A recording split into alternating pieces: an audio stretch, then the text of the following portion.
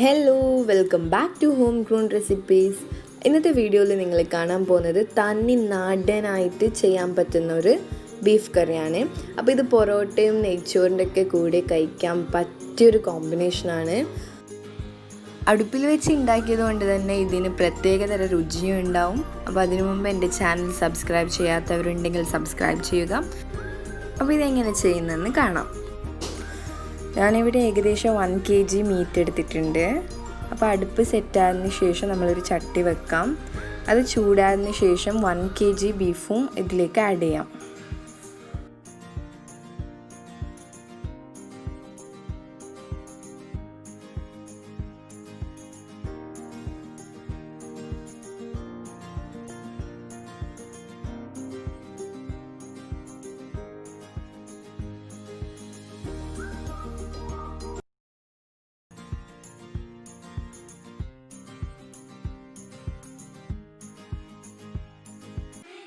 എന്നിട്ട് ഇതിലേക്ക് ഒരു വലിയ സവാള ആഡ് ചെയ്യാം. നല്ല സ്ലൈസായി അരിഞ്ഞ സവാള ആഡ് ചെയ്യാം. പിന്നെ ഇതിലേക്ക് 2 തക്കാളി ചെറുതായി അരിഞ്ഞതൊന്ന് ആഡ് ചെയ്യാം.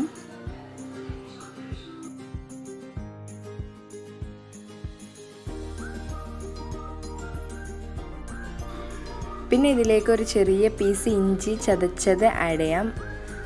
പിന്നെ ഒരു 2 പച്ചമുളകും ആഡ് ചെയ്യാം. എന്നിട്ട് ഇതിലേക്ക് 1 ടീസ്പൂൺ മഞ്ഞൾപ്പൊടി ആഡ് ചെയ്യാം. അപ്പോൾ ഇതൊക്കെ ഒന്ന് ആഡ് ചെയ്ത ശേഷം നമ്മൾ ഇതിനൊന്ന് മൂടി വെക്കാം. ഒരു 15 മിനിറ്റ് ഇങ്ങനെ മൂടി വെച്ചാൽ മതി. ഇതിന് ചേർക്കേണ്ട മുളക് നമ്മൾ ആദ്യം ഒന്ന് വറുത്തെടുക്കാം. അപ്പോൾ കുറച്ച് മല്ലിയും മുളകും ചേർത്ത് നല്ലപോലെ ഒന്ന് വറുത്തെടുത്ത ശേഷം ഇതിനൊന്ന് അടിക്കാം. അപ്പോൾ അടിയാനായി അവസാനം നമ്മൾ ഇതിലേക്ക് 1 ഉള്ളിയും 3 അല്ലി വെളുത്തുള്ളിയും ചേർത്ത് ഒന്ന് അടിക്കാം. അപ്പോൾ ഇത് അടിച്ചെടുത്ത മുളകും അതിൻ്റെ വെള്ളവുമാണ്. അപ്പോൾ ഒരു 15 മിനിറ്റ് ശേഷം ഇതൊന്ന് തുറന്ന് നമ്മൾ ഇതിലേക്ക് ആ മുളക് വെള്ളം ഒന്ന് ആഡ് ചെയ്യാം. അത് ഫുള്ളൊന്ന് ആഡ് ചെയ്യാം. അപ്പോൾ നിങ്ങൾക്ക് കറി കുറച്ച് ടൈറ്റ് ആവണമെന്നുണ്ടെങ്കിൽ അത് കുറച്ച് ആഡ് ചെയ്താൽ മതി.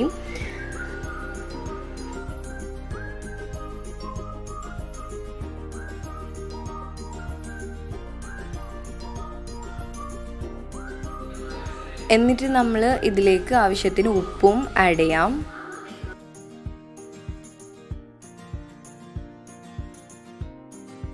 എന്നിട്ട് നല്ല പോലെ ഒന്ന് മിക്സ് ചെയ്യാം.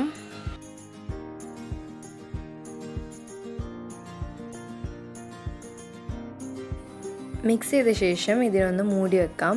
ഏകദേശം 1 മണിക്കൂറോളം നമ്മൾ ബീഫ് വേവാൻ വെക്കാം.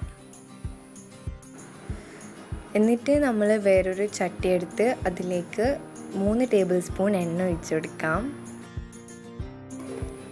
അത് ചൂടായതിന് ശേഷം നമ്മൾ എണ്ണ ഒഴിക്കാം.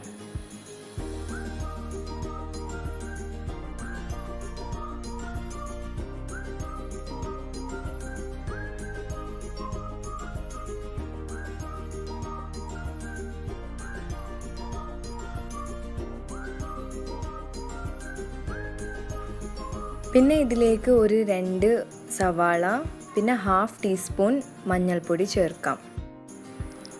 എന്നിട്ട് ഇതിനൊന്ന് വഴറ്റി കൊടുക്കാം. പിന്നെ ഇതിലേക്ക് കുറച്ച് കറിവേപ്പില ആഡ് ചെയ്യാം.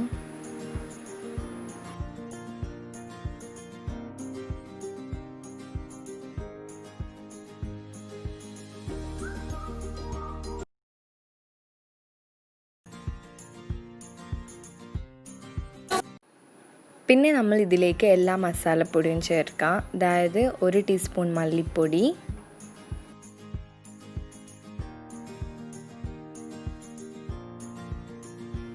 പിന്നെ 1 ടീസ്പൂൺ മീറ്റ് മസാല,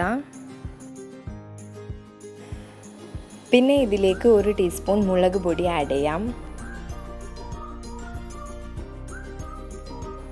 പിന്നെ അതിലേക്ക് 1 ടീസ്പൂൺ കുരുമുളക് പൊടി. അപ്പോൾ ഈ സവാള ഒന്ന് ഫ്രൈ ചെയ്ത ശേഷം നമ്മൾ ഇതിനൊന്ന് വേറെ മാറ്റി വെക്കാം. ഇപ്പോൾ ഏകദേശം 1 മണിക്കൂറായിട്ടുണ്ട്. നമ്മൾ ഇതൊന്ന് മൂടി വെച്ചത് ഓപ്പൺ ചെയ്ത് ഇതിലേക്ക് നമ്മൾ അരച്ച മുളക് ആഡ് ചെയ്യാം.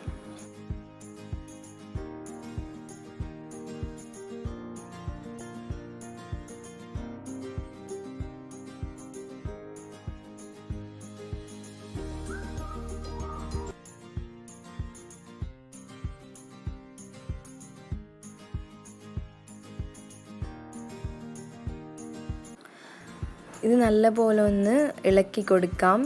എന്നിട്ട് നമ്മൾ ഇതിലേക്ക് ഉണ്ടാക്കി വെച്ച ഈ സവാള മസാല ഇതിലേക്കൊന്ന് ആഡ് ചെയ്യാം.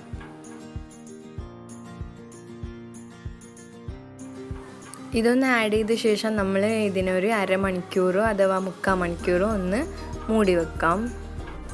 ഇല്ലെങ്കിൽ നമ്മൾ ഇറച്ചി വേവുന്നത് വരെ ഒന്ന് അടുപ്പത്ത് വെക്കാം.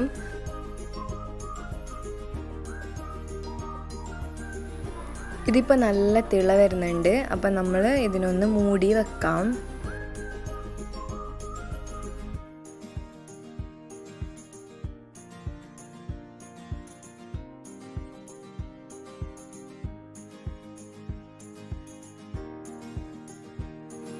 മൂടി വെച്ചതിന് ശേഷം അതിൻ്റെ മുകളിൽ വെയിറ്റുള്ള എന്തെങ്കിലും സാധനം വെക്കുകയാണെങ്കിൽ കുറച്ചും പെട്ടെന്ന് വെന്ത് കിട്ടും. അപ്പോൾ കുറച്ച് നേരം കഴിഞ്ഞതിന് ശേഷം നമ്മൾ ഇതൊന്ന് തുറന്ന് ചെക്ക് ചെയ്യാം. ഇറച്ചി വെന്തിനോ എന്ന് നമ്മൾ നോക്കാം. അപ്പോൾ നമ്മുടെ സൂപ്പറായിട്ടുള്ള കറി ഇവിടെ റെഡി ആയിട്ടുണ്ട്. സോൾട്ട് ഒന്ന് ചെക്ക് ചെയ്ത ശേഷം വേണമെങ്കിൽ ആഡ് ചെയ്യാം.